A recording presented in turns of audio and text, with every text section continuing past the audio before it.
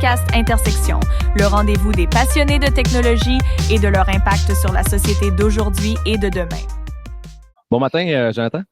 Bon matin, Simon. Écoute, Actu Techno, certaines actualités techno là, qui ont retenu notre attention. On veut se lancer dans le vif du sujet. Tout ça, on est début avril, sans dévoiler la date exacte. On est début avril 2025. On avait une couple de trucs, puis ça valait la peine d'en faire un suivi. On starte ça directement avec un buzz en ce moment qui est la génération d'images en AI. Peux-tu m'en parler un petit peu, Joe? Ouais, ben écoute, on a vu ça passer quand même assez clairement. Si vous êtes sur LinkedIn, sur Facebook, évidemment. Il y avait vraiment un style d'image que vous aurez remarqué. Puis je vais être très honnête, je ne connaissais pas le studio Ghibli avant toute cette histoire. C'est gros, hein, je pense. C'est gigantesque, ce truc-là. Là. Tout à fait. Donc, écoute, les gens se sont mis à produire des images, étant donné que ChatGPT, dans le fond, nous a offert une mise à jour, dans le fond, de son générateur d'images, qui nous permettait là, vraiment de faire des trucs très, très cool. Et une des utilisations qui a été très, très popularisée a été de prendre une photo et de la transformer, dans le fond, dans un style donné. Donc, ça a donné effectivement lieu à cette manifestation d'amour autour du style Ghibli. Fait que c'était assez impressionnant de voir aller. Puis, tu sais, ce qui est intéressant de réfléchir, c'est l'aspect un peu éthique dans tout ça. Parce que ça a soulevé, évidemment, les passions. Donc, les gens se sont dit, oui, mais attends une minute, là, il y a quelqu'un qui comment dire, c'est son style, c'est sa marque de commerce. Et là, soudainement, n'importe qui peut prendre une photo et s'approprier le style. Puis après ça, bien évidemment, on parle de ça, mais tu comprends bien que moi, je me suis amusé avec plein d'autres styles aussi. Ma fille, je me suis amusé, j'ai pris une photo d'elle et de sa maman, puis dans ce cas-ci, c'est pas un style, mais j'ai dit, peux-tu me faire un dessin à colorier? Donc, ça m'a permis de générer un dessin à colorier dont les deux personnages sont ma blonde, ma conjointe et ma fille. Et le résultat est absolument fascinant. Écoute, même j'étais... Là, Simon nous montre une version d'intersection avec nos faces dans le style. Exactement. Exact. Donc, tu sais, c'est quand même impressionnant ce que ça génère. Tu sais, on se souvient que quand on est dans la création d'images avec ChatGPT particulièrement, une des petites faiblesses qu'on retrouve encore, c'est... Ça, c'est ma fille. Je m'en doute. Ma fille et mon garçon, tu sais, je veux dire, c'est assez bluffant. Quand ils ont vu ça, ils capotaient bien raide, là, tu sais. Ah, puis c'est absolument phénoménal, là, tu sais, je veux dire, tu regardes ça, puis tu te dis, ben écoute, là, c'est merveilleux, je veux dire, j'ai juste le goût d'imprimer ça, puis d'en faire des cadres, puis tu sais, de faire ça, tu sais, Je me trouve un peu fat, par exemple, dans celle-là, là, je t'avoue. J'ai demandé de me rendre un peu plus skinnier, là, tu sais. Mais le pire, c'est qu'il va le faire, tu sais. Ah, il l'a fait. C'est ça, fait que c'est quand même fou ce que ça permet de générer, là. Puis ça a ouvert une boîte de Pandore incroyable, là, Simon. Écoute, ouais, ben, tu sais, j'ai vu une personne hier là, qui me montrait là, justement sur LinkedIn, il disait, écoute, je suis arrivé chez mon barbier, tu sais, puis j'ai pris une photo de la fameuse enseigne extérieure du barbier là, avec le rouge et le blanc là, qui tourne. Ouais. Pardonnez-moi, je n'ai pas le nom de cet appareil-là. Il a pris une photo de genre du logo qu'il y avait dans la fenêtre, puis du board, dans le fond, qui avait écrit les prix à la main. Puis il a dit, hey, peux-tu me faire une affiche style un peu années 60 avec ces trois items-là? Puis il a produit une superbe affiche où est-ce que tu as le prix et tout et tout. Puis le barbier, il dit, mais là, il dit, ça coûte comment ça? Dans le sens où il était complètement subjugué de réaliser qu'à ta minute, tu as juste pris 3 photos, paf, tu as écrit quelque chose, puis tu m'as généré ça. Donc, ça ouvre une boîte incroyable. Je ne sais pas de ton côté là, si déjà il y a des utilisations, des trucs que tu as vu passer qui t'ont accroché. Ben, il y a deux angles que tu apportes. C'est que il y a le style de quelqu'un d'autre. Ça, c'est une chose. On l'avait vu avec lorsqu'on utilisait les outils de texte, tu pouvais demander fais-moi une chanson. OK. Fais-moi un rap du déclin de Sack Click à la style Eminem, à la style Dr. Dre, à la style Snoop Dogg. pouf, il partait. Fait que c'est sûr qu'on a déjà commencé à toucher à ces phénomènes où est-ce que le côté éthique de la chose, de genre, on s'approprie un créatif ou une manière de faire un créatif à la Van Gogh, à la, tu sais, ici et là. Ça, c'est un enjeu qui était là, mais avec la génération d'images puis l'espèce de gigabuzz que ça a fait au niveau de l'update de génération d'images de ChatGPT, notamment avec les studios Ghibli, ça nous remet d'en face cette problématique-là qui est loin d'être réglée. Parenthèse, tu m'apprenais cette semaine que ça a tellement fait le buzz que Sam Altman est sorti dans les nouvelles pour dire hey, le monde tripe pas mal plus que ce qu'on pensait. Ça fait fondre nos serveurs, melting our servers. En sens, vous faites tellement d'images présentement, là, la planète, là, qu'il fait chaud dans la Casbah comme il n'a jamais fait chaud et nos composantes n'ont pas de fun présentement. Puis même pour vrai, à chaque fois que j'ai fait un prompt cette semaine, ben, je l'ai beaucoup fait.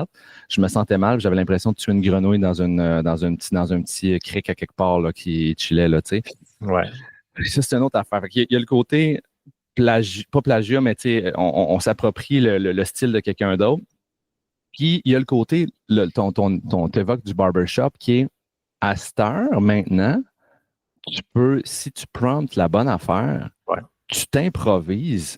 Un designer, puis là, j'en ai des chums designers, là, puis guys, je suis désolé, c'est sûr qu'ils ne vont jamais vous accoter à 100%, mais tous les jobs de détourage, de pogner une face de quelqu'un, la mettre ailleurs.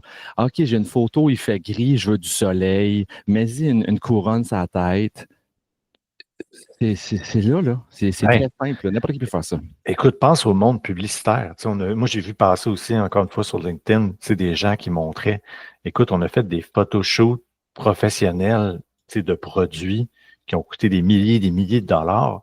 Puis on est en train de les reproduire en quelques minutes avec des bons prompts et un peu de retouche. C'est fou. C'est hallucinant. Là. Fait que c'est sûr que là, cette amélioration-là est importante. Puis, ce qu'on voyait surtout beaucoup avant, c'est qu'il y avait beaucoup de faiblesses encore. C'est-à-dire que quand il y avait du texte d'impliqué, souvent, on voyait qu'il y avait des erreurs dans le texte, etc. Toujours, évidemment, la main à 6 doigts, ces trucs-là, ça a été corrigé avec le temps. Mais là, j'ai l'impression que, OK, là, on commence à toucher quelque chose c'est sérieux, là. On a vraiment un outil performant entre les mains. Puis comme tu le dis, en termes de design, on ne se rendra pas nécessairement. Ah oui, écoute, c'est toi qui m'as envoyé ça hier, puis ça m'a jeté complètement par terre. Pour ceux qui ne voient pas, dans le fond, c'est quelqu'un qui a tout simplement a pris une photo de son hoodie sur une table, qui a disposé d'une bonne façon, comme pour l'idée de faire une photo du produit. Puis il a tout simplement demandé à ChatGPT de reprendre la photo puis de la mettre dans un style e-commerce prêt à vendre. C'est malade. Puis le résultat, c'est que on a vraiment l'impression que c'est une shoot professionnelle du hoodie qui a été fait, qui est très bien disposé, qui a quand même des petits plis, mais je veux dire, je prendrais cette photo-là n'importe quand pour la mettre dans ma fiche de produit.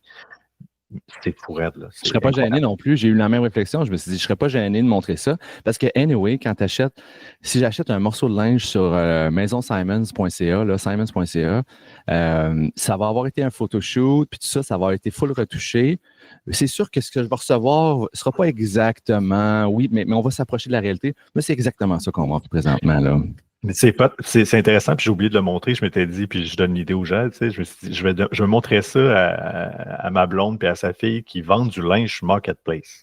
Ouais. Ah, c'est bon, ça. Imagine les gens, demain matin, là, se mettent à prendre leurs vêtements puis à faire des super belles shots comme ça puis à nourrir. C'est super là, vendeur, tu sais. Tu mets entre parenthèses, beau hoodie, presque pas porté. Veuillez noter que la tache de ketchup n'est pas affichée, mais elle est bien présente dans le bas du dos, tu sais. Autre utilisation qui m'a jeté sur le derrière, c'est quand ils ont présenté, quand il y a quelqu'un qui a démontré qu'il pouvait produire une facture d'un restaurant pour son compte de dépenses.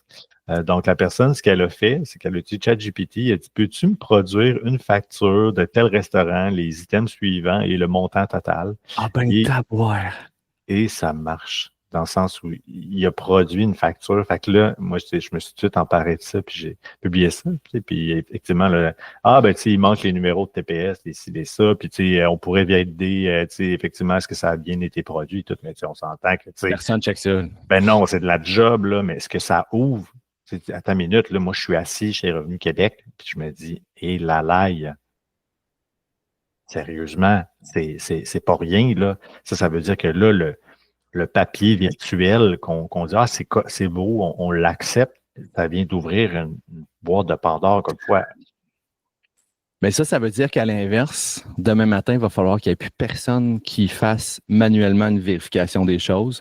Il va, à la limite, falloir s'obliger d'avoir une solution logicielle qui valide. Puis ça existe déjà, mais c'est payant, ça coûte de l'argent à faire. Je me rappelle, tous les logiciels de compte de dépenses, il y en a une panoplie, puis il y en a qui valent extrêmement cher pour des grosses corporations. Bien, tu as autant la manière de l'employé va soumettre une facture, puis tu as la solution logicielle qui va être capable de reconnaître ce qu'il y a dessus.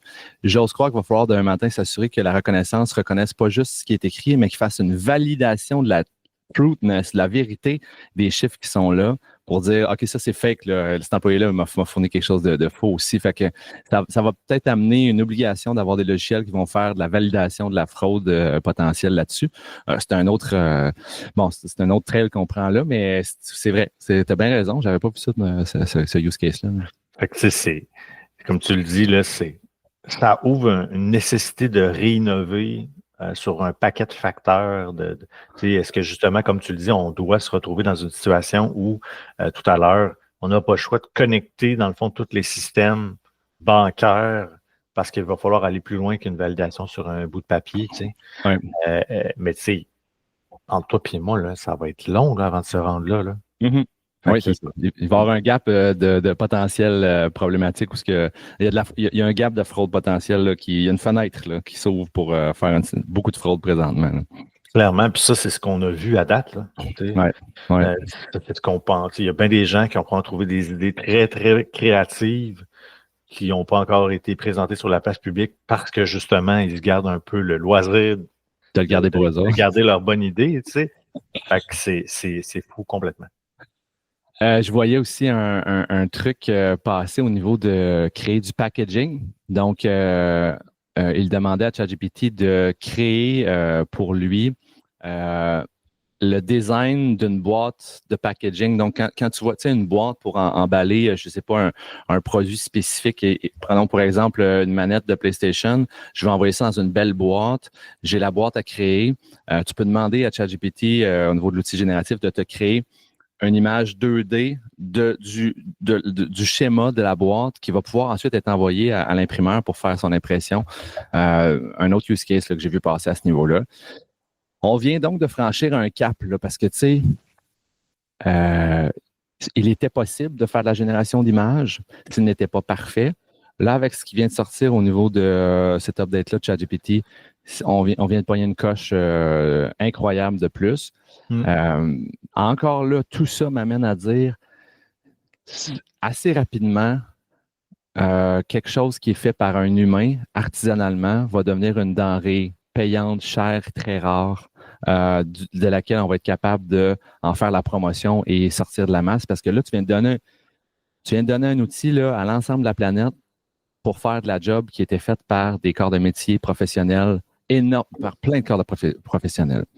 Fait que demain matin, on va être floodé de cochonneries sur Internet. Là, moi, le web, déjà, là, c'est de plus en plus un peu dégueu, là, je vais le dire comme ça. Là, tout le monde s'improvise, tout le monde crée du contenu vidéo, que tu l'écoutes, tu réalises que c'est juste des images AI-generated, de la voix AI-generated, sur un script AI-generated.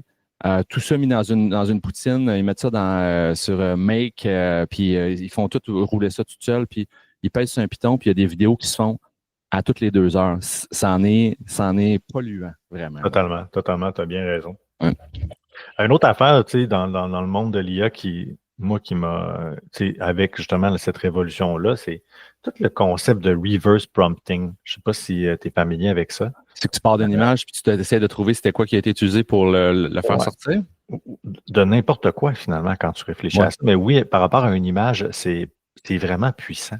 Donc, tu sais, toi, tu veux atteindre un style, un niveau d'image. Tu dis, ben écoute, pour des droits d'auteur, j'ai pas le droit de prendre la photo parce qu'elle ne m'appartient pas.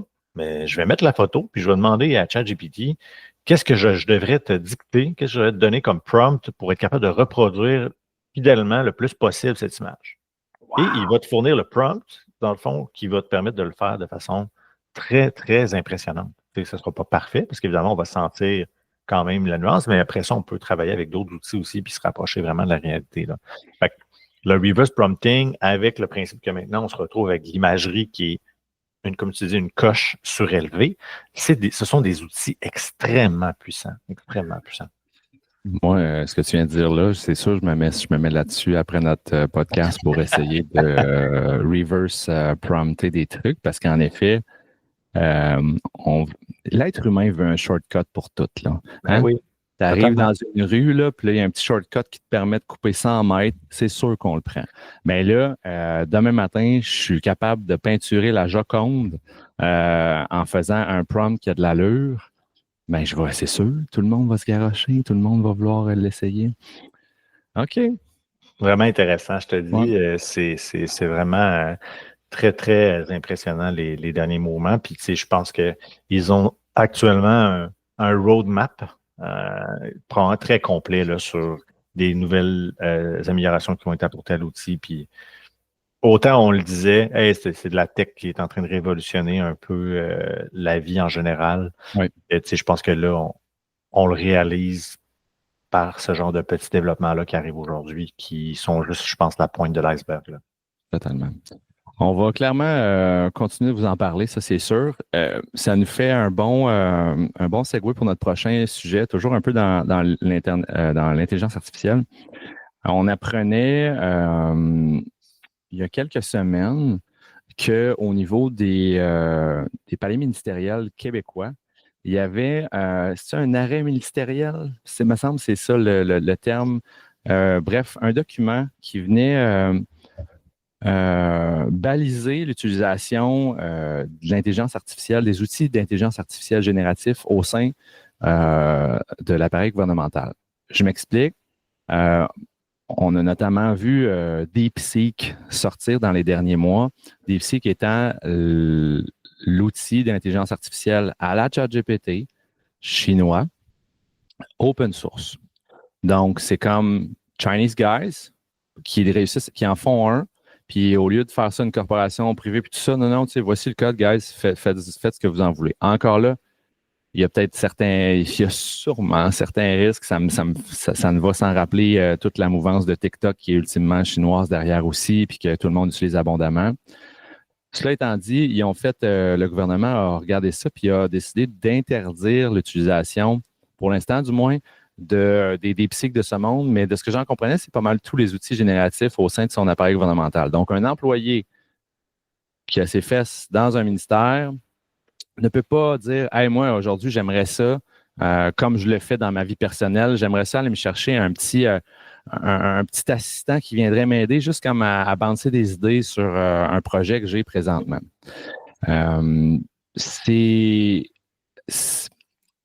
En fait, puis je te laisse aller après. Ce que j'ai fait, c'est que je ne connaissais pas toute la teneur de tout ça.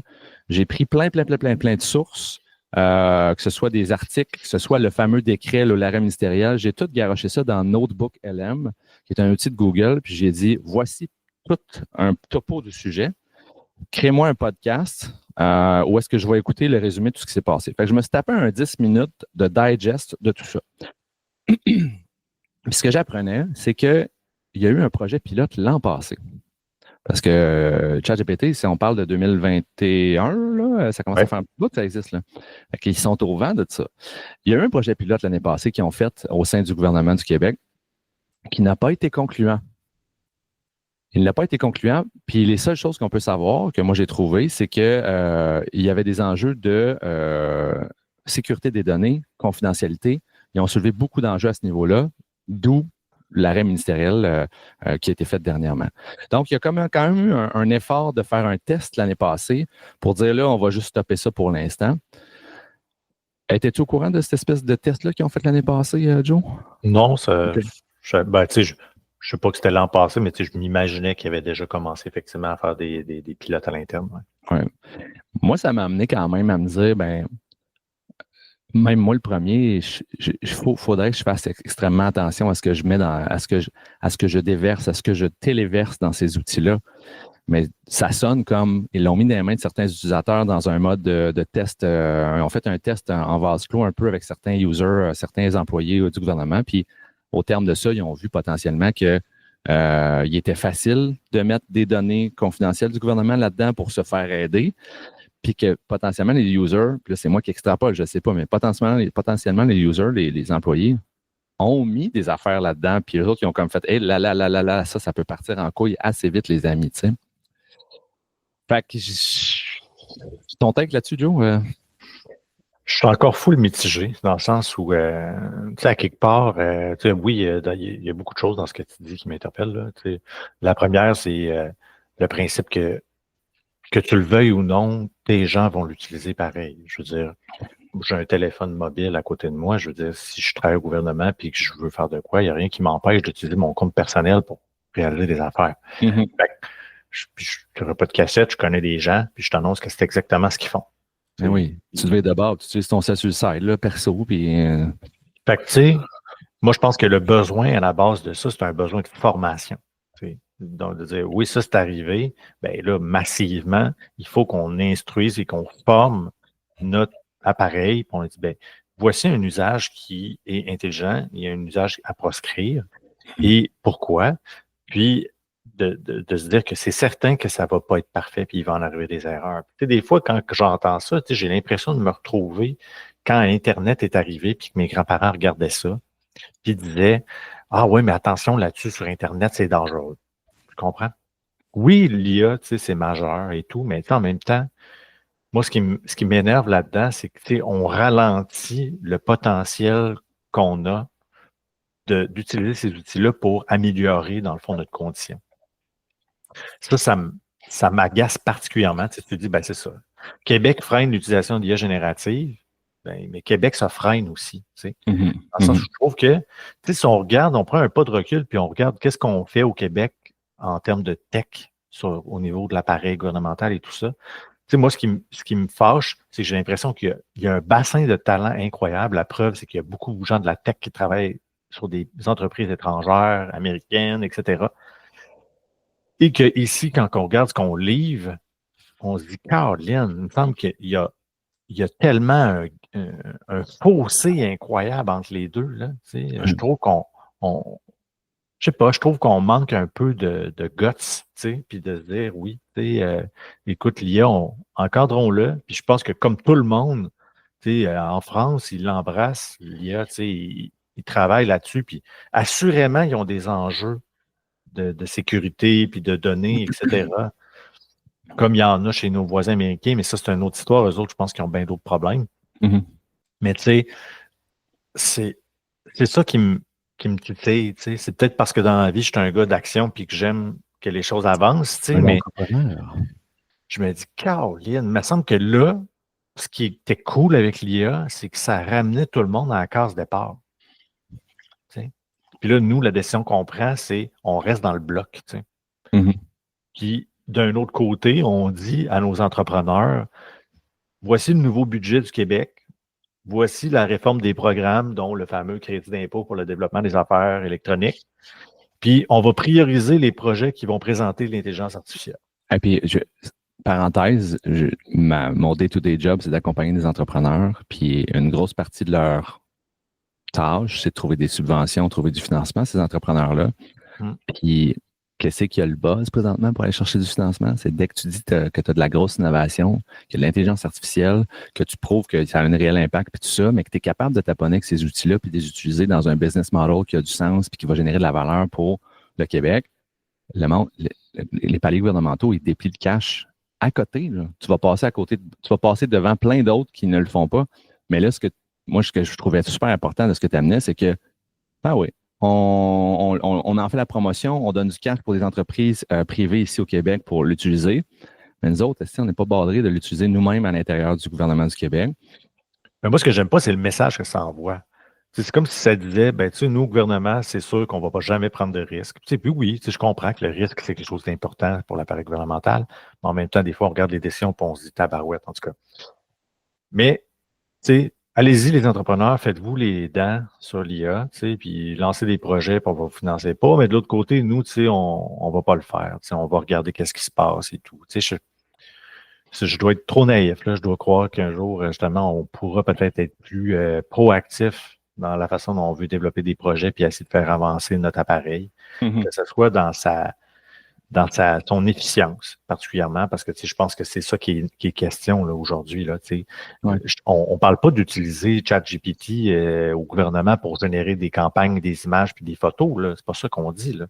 On dit dans le day-to-day, de travailler, puis dans ce cas-ci, évidemment, ça va sûrement avec être un produit comme Copilot parce qu'on est Microsoft mur à mur, d'utiliser ces outils-là pour améliorer les livrables, puis de faciliter, puis de gagner du temps. Si on gagne du temps, mais on va plus vite. Si on va plus vite, ben on est capable d'en faire plus. Tu sais. Fait que c'est ce bout-là que je me dis, j'ai comme l'impression qu'on est en train de manquer le bateau. Là, tu sais. Écoute, il y a des gens à l'interne qui m'ont soufflé à l'oreille, ils m'ont dit, dans le fond, ce que ça restreint, c'est tous les nouveaux projets. Fait que, dans les faits, ceux qui sont déjà en place, techniquement, peuvent encore continuer d'avancer. Mais si on a un nouveau projet qui, techniquement, utilise l'intelligence artificielle ou d'autres outils d'IAG, là, normalement, il faut que tu passes par les instances pour te le faire autoriser, etc. Fait que, si c'est ça, tant mieux. Mais, j'ai des gens là, qui me disent ah oui, c'est comme ça, puis l'autre bord me dit non, vraiment, on ne peut pas l'utiliser. Fait que tu vois que déjà, le même au niveau de l'appareil, là, le discours ne semble pas cohérent là, partout.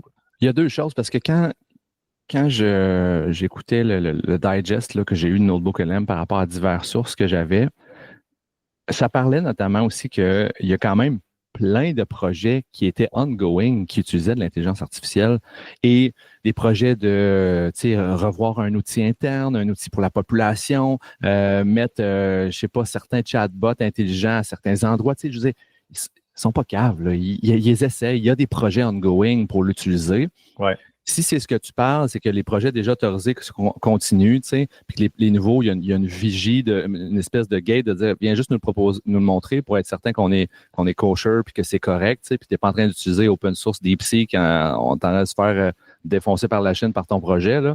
Ça, c'est une chose. Mais ça, c'est des projets, Mais moi, ce que j'aime aussi réfléchir, c'est, il y a combien d'employés au gouvernement du Québec? Là? Il y en a de trollés, là. Eux qui ont juste besoin d'un petit boost. Comme moi, je le fais, comme toi, tu le fais. J'ai juste besoin d'un petit prompt ici. Je pense c'est pas un projet là, de 200 000 de refonte d'un site web. C'est genre, dans mon day-to-day, je veux avoir cette espèce de stagiaire, doctorant, post-doctorant à côté de moi qui me souffle des idées puis des réponses, tu sais. Sans nécessairement dire j'implante quelque chose dans un gros projet. Moi, j'ai l'impression que l'IA va avoir de l'impact dans ces deux zones-là, autant dans des gros projets structurants où il y a une composante AI, mais aussi dans le day-to-day. Ça devient comme, est-ce un crayon? Avant, on n'avait pas de crayon, puis on dessinait pas, on n'écrivait rien. Là, on a des crayons, ça va bien. Mais là, avant, tu n'avais pas un postdoctoral, un stagiaire postdoctoral à côté de toi là, pour une bouchée de pain. Là, tu l'as. Oui, puis tu sais, tu as totalement raison. Puis tu sais, encore une fois, je reviens à la même chose que ce que je disais, c'est que tu sais, tu auras beau vouloir encadrer cette utilisation-là, ben, les gens intelligents qui se disent, ben, moi, je pense que je sais comment l'utiliser, ils vont trouver une façon de le faire quand même, tu sais.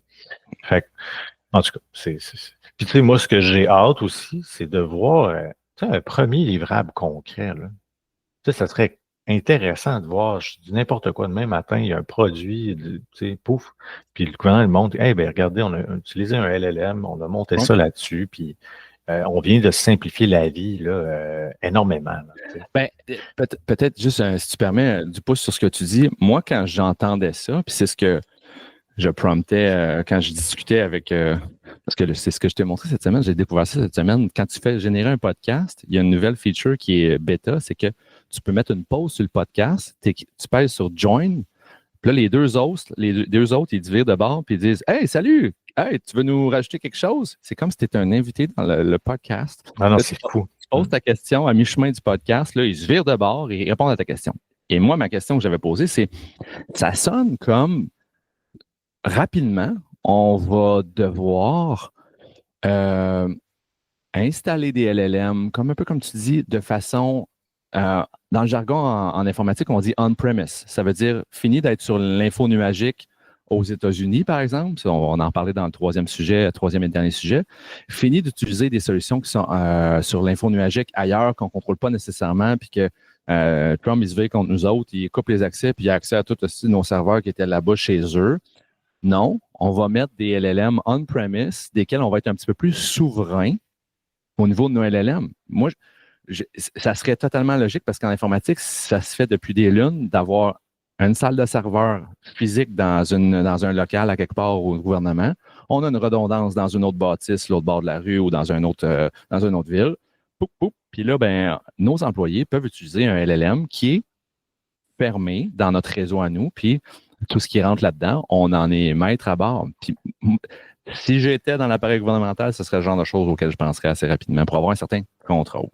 Ah, totalement. Puis, tu sais, j'ose espérer qu'on est déjà sur des projets comme ça. Là. Je veux dire, c'est pas nouveau. Là. Il y a un paquet de produits qui existent pour pouvoir faire ce genre de choses-là. Donc, mais bon, écoute, je suis pas dedans, t'es pas dedans. On peut juste avoir des bonnes idées. C'est sûr que, tu sais, on a des commentaires, tu sais, c'est sûr qu'il nous manque une partie. Des fois, j'aimerais être capable d'asseoir quelqu'un, justement, du MTN autour de la table, puis qui soit pas nécessairement sur la cassette, parce que malheureusement, si on invitait quelqu'un comme ça, aujourd'hui, à part mettre sa job à risque puis nous dire les réponses à nos questions, il se passerait pas grand-chose. Parce que, malheureusement, j'ai déjà entendu des gens venir prendre la parole publiquement, tout ça, puis tu sais, c'est triste à dire, mais tu sais, c'est géré par les communications, c'est vanille, puis tu sais, il faut surtout pas dire quelque chose qu'il faut pas, qui est en dehors de ce qui a été scripté. Donc tu sais, c'est plate un peu. Je trouve que ça coupe cette possibilité-là. Fait que, mais sinon, je suis toujours très ouvert. S'il y a de l'information qui peut venir complémentariser un peu ce qu'on dit aujourd'hui ou contrebalancer, écoute, la boîte courriel est ouverte. Vraiment, vraiment, la mienne aussi. Dernier sujet, on a un peu ouvert la porte. C'est toi qui amenais ce sujet-là. Tu sais, ça brasse aux États-Unis. Tout le monde le voit là. It's a weird time. C'est une drôle de passe là, au niveau sociopolitique, au niveau de nous au Canada, avec les États-Unis qui sont là à côté. Trump qui n'en manque pas une de faire les nouvelles avec toutes ces annonces.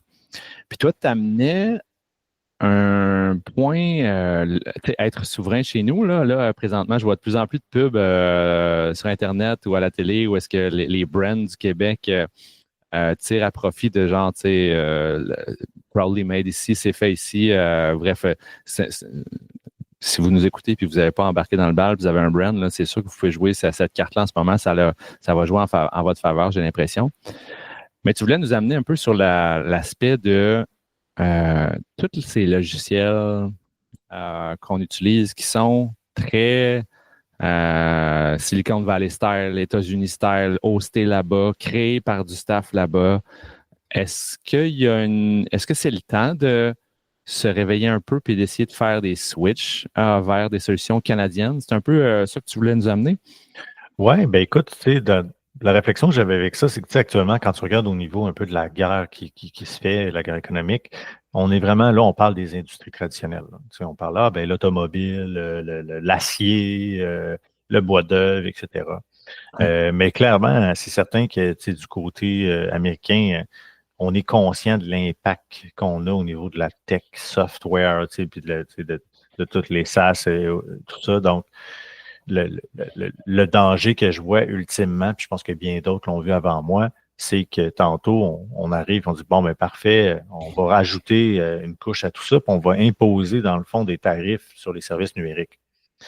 Donc, tu veux écouter Netflix, pas de problème. Netflix, au Canada, il y a un coût supplémentaire sur ta facture parce que c'est un produit américain. Puis, Arc. Donc, tu sais, il y a des gens qui ont un peu échafaudé cette possibilité-là de dire qu'il fallait faire attention à ça. Parce que c'est vrai, parce que quand on y pense, on a une très grande dépendance aux produits américains, de la Silicon Valley, sur tout ça. Puis, on a vu là, il y a des gens de plus en plus qui ont commencé à essayer de créer des répertoires, de démontrer des alternatives qui sont possibles à différents outils. Même ici, au Québec, je me souviens, j'ai vu passer... Micrologique, Stéphane Garneau? C'est ça, Micrologique qui pousse énormément pour l'hébergement, mais même à plus petite échelle, il y a des gens qui ont parti une initiative sur Mastodon qui s'appelle QLUB, Club, dans le fond, qui est l'idée d'avoir un genre de petit X/Threads Blue Sky, mais version québécoise. Disons parce qu'on peut demander à ce que ce soit hébergé localement, parce que Mastodon est une plateforme décentralisée, très, très ouverte et tout. Fait qu'ils ont comme essayé de canaliser l'idée que, hey, on pourrait-tu se faire notre propre réseau social, etc. Bon, c'est des idées qui sont plus difficiles peut-être que d'autres, là, mais ne serait-ce que, après ça, on peut, il y a assurément un pendant québécois ou canadien qui existe pour une grande partie, dans le fond, des services qu'on utilise. Puis je trouve pas ça fou de commencer à éveiller un peu cette sensibilité-là. Même si le gars de tech en moi dirait on va trouver le meilleur produit pour répondre aux problèmes, aux besoins, puis qu'il faut faire abstraction nécessairement de ce genre de truc-là. Mais la réalité, c'est qu'aujourd'hui, là, on réalise que je pense qu'on a toujours pensé dans cette optique-là en se disant que on est alliés, c'est nos voisins, ça va bien, la vie est belle. T'sais. Puis que là, on fait comme au palais. Ouais. Fait que ce genre de considération-là, je trouve qu'aujourd'hui, ça amène un sens de ne pas juste y penser dans notre épicerie, mais d'y penser aussi dans tout ce qu'on consomme autour. Je l'ai vu le mouvement, il s'est même déployé. Des gens rapidement, on l'a vu, là, c'est comme hey, moi, je me suis désabonné de Netflix. Là, comme, OK. For how long? Pour combien de temps? Oui, c'est ça, pour combien de temps? Mais en même temps, je trouvais ça quand même impressionnant que les gens fassent ça. Parce que, OK, tant pis, moi, j'ai décidé que mes valeurs allaient être plus importantes que nécessairement ça. Fait que ça m'impressionne de le voir. Puis j'ai hâte de voir jusqu'où ça va se rendre puis combien de temps, effectivement, ça va se rendre. Je serais curieux de voir, justement, au niveau de l'agroalimentaire actuellement, dans quelle mesure on est resté dans l'optique où les gens, encore une fois, à l'épicerie, continuent d'observer puis de choisir des produits québécois, canadiens avant des produits américains. Est-ce qu'effectivement, il y a un enjeu sur les tablettes qu'on voit ce transfert-là? Qui se fait en termes de visibilité aussi, parce que tu ne veux pas les épiceries, mettons, à mettre des produits en fonction d'entente, en fonction de popularité du produit, tout ça. Est-ce que réellement on est toujours dans ce switch-là, où là, oups, OK, le buzz a fait son temps, puis là, tranquillement, pas vite, le monde recommence à retomber dans leur vieille pantoufle? J'ai hâte de voir, mais on dirait que je suis peut-être... je suis pas optimiste, moi, là, sur ça. Dans ce sens-là, là, je pense peut-être dans l'optique, je reviens peut-être à l'optique numérique de la chose. Moi, quand je pense à tous les produits numériques qu'on utilise, là, la suite Google, Office, la suite Microsoft, qui doit comme être derrière, genre 75% des petites, moyennes, grandes entreprises.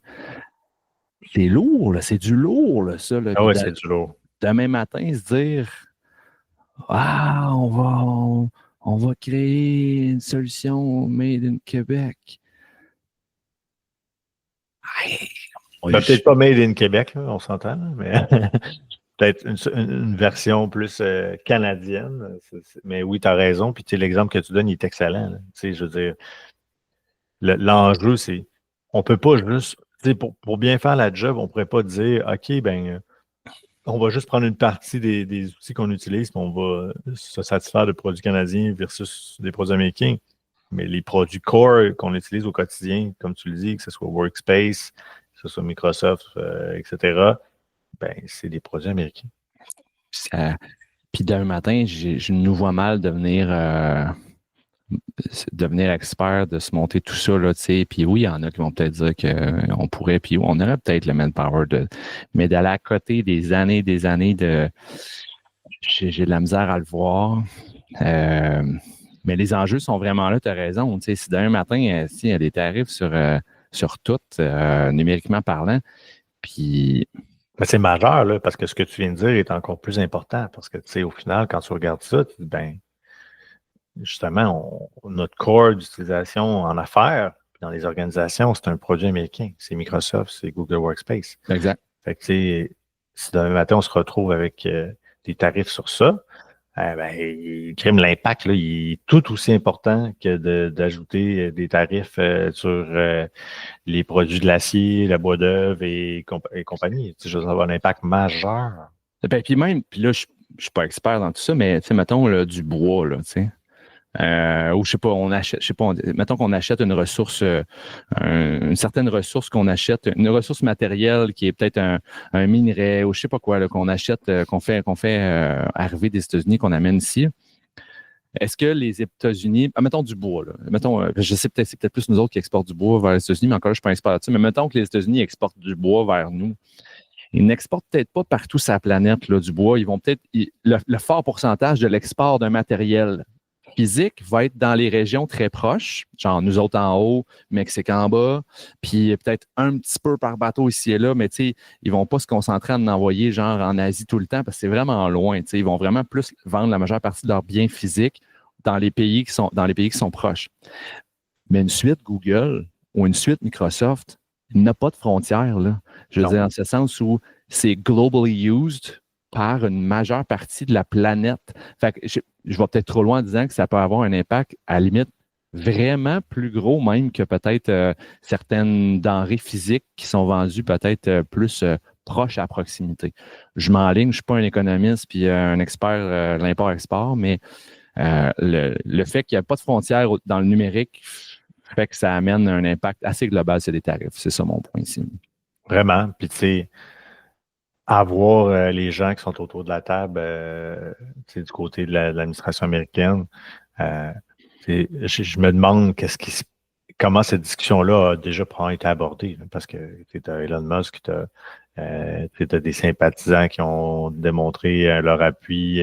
Tu penses à Bezos, tu penses à Zuckerberg, etc. Donc, tous ces gens-là que tu sais que eux, ils se disent, ben là, moi, c'est sûr que si on va là-dessus, ça a un impact majeur pour mon produit et ma business. Fait que, je me demande actuellement quel genre de jeu de couloir il y a sur cette question-là, parce que je suis persuadé que c'est une carte qu'on connaît puis qu'on a dans notre jeu actuellement, puis qu'on se dit, ben, tôt ou tard, si jamais on arrive à un point où on doit la sortir, on va le faire. Parce que clairement, il n'y a rien qui va arrêter Trump. Là, let's go une journée, let's go, on était à 25%, le lendemain, on était à 50%, puis finalement, on finit à 10%, puis après ça, on repart à 25%. Fait que, il n'y a pas de constance, là, on n'a aucune idée. Hein. Je trouvais ça super drôle, d'ailleurs, parce que, je suis pas un grand fan de Jean Charest à la base, mais il a donné une excellente entrevue où il disait, on a un peu le syndrome de Stockholm, ah, cool, là, c'est juste 15% finalement, Hey, attends une minute, là, il n'y a pas si longtemps, on capotait parce qu'il en ajoutait, puis là, on se réjouit parce que c'est juste 15%. C'est comme le gaz qui tombe à 1,54. Là. Dans le fond, il y a 3-4 ans, il était à 1,12. Là, fait que, mais là, au moins, là, il est descendu d'une 59 à 1,54. Cool! Fait que c'est quand même assez particulier la situation, mais oui, comme tu dis. Puis tout ça je pense que c'est ce qui justifie justement peut-être l'idée de regarder de commencer à penser à des produits qui sont justement chez nous pour s'assurer là, de ne pas vivre une catastrophe de ce côté-là. Mais bon, il y a des produits sur lesquels les enjeux puis les défis d'avoir un produit canadien sont majeurs. Fait que ça ne va pas se faire du jour au lendemain. Mais je trouve ça cool et important qu'on se rende jusque-là dans notre réflexion par rapport à ce qui se passe. Là. Puis à se dire, OK, non, nos scènes, il faut qu'ils restent un petit peu plus chez nous, là, puis il faut qu'on pense à se protéger là-dedans. Là. Si au moins il y a des réflexes d'y réfléchir, c'est déjà un pas dans la bonne direction. Puis ça se fera pas en un fin de semaine qu'on va ditcher, on va dire ciao bye à toutes ces solutions numériques américaines. Mais si au moins la réflexion est là, peut-être que avec les années, et puis avec aussi toutes les bévues que Trump fait, ben ça va tout converger vers OK, il faut vraiment peut-être que moi je vais changer d'idée, puis peut-être même toi aussi, puis on va se dire ben là, OK, il faut vraiment qu'on fasse le switch, puis on va vraiment être convaincu. Puis l'avenir va nous le dire. Oui, absolument. Ouais. C'est vraiment très particulier, d'essayer de s'imaginer vers où ça va aller. Encore là, on a parlé en intro, mais on parlait de ChatGPT, on parlait de Sam Altman, d'OpenAI, c'est un produit américain. Mm-hmm. Tous ces produits-là sur lesquels on tripe en ce moment, ben, c'est des produits américains. Donc, quand même très, très particulier comme situation. Puis, en tout cas, je souhaite ardemment qu'il n'y ait pas ce genre de choses qui soient mises en place parce que je trouve que ça nous mettrait dans une position de fragilité quand même assez importante. Là. Absolument, absolument. Good. Bon survol, Joe. Moi, ça fait une bonne tournée de ces trois sujets d'actualité-là. Encore là, si vous avez si vous avez des insights au gouvernement ou vous avez de l'info à propos des sujets qu'on a émis, opinion aussi, si ça ne fait pas votre affaire ce qu'on a dit, let's go, commentez ça. Ça va nous faire plaisir de le lire et de réagir à ça, puis dans un discours constructif, toujours. Fait que voilà. Yes, un gros merci à tout le monde. J'espère que vous allez contribuer, comme Simon le dit, si vous avez des commentaires, suggestions, quoi que ce soit. On est ouvert. Yes. Bonne fin de semaine qui start dans pas long, Joe. On se reparle pour un prochain épisode bientôt. Salut, à bientôt. Ça marche. Salut.